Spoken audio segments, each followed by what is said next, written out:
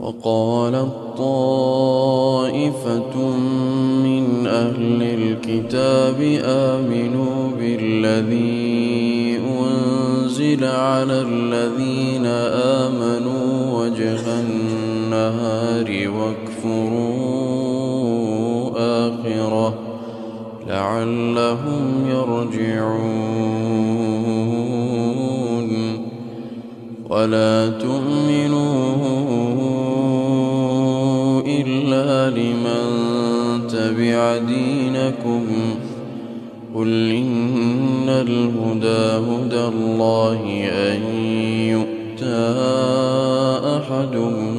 مثل ما أوتيتم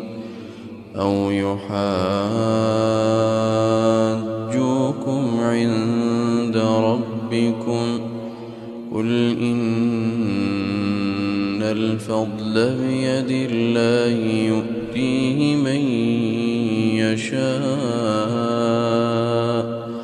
والله واسع عليم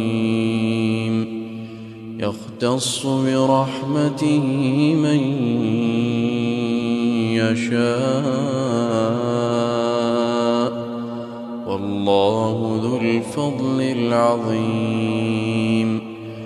ومن أهل الكتاب من إن تأمنه بقنطار يؤديه إليك ومنهم من إن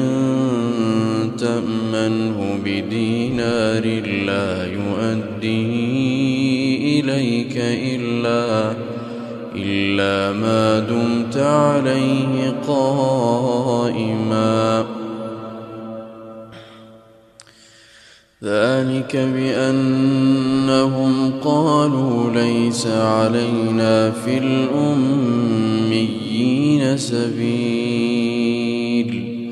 ويقولون على الله الكذب وهم يعلمون بلى من أوفى بعهده واتقى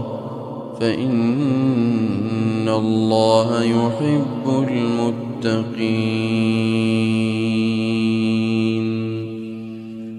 الله إن الذين يشترون بعهد الله وأيمانهم ثمنا قليلا أولئك لا خلاق لهم في الآخرة ولا يكلمهم الله ولا ينظر إليهم يوم القيامة ولا يزكيهم ولهم عذاب أليم وإن منهم لفريقا يلوون ألسنتهم بالكتاب لتحسبوه من الكتاب وما هو من الكتاب ويقولون هو من عند الله وما هو من عند الله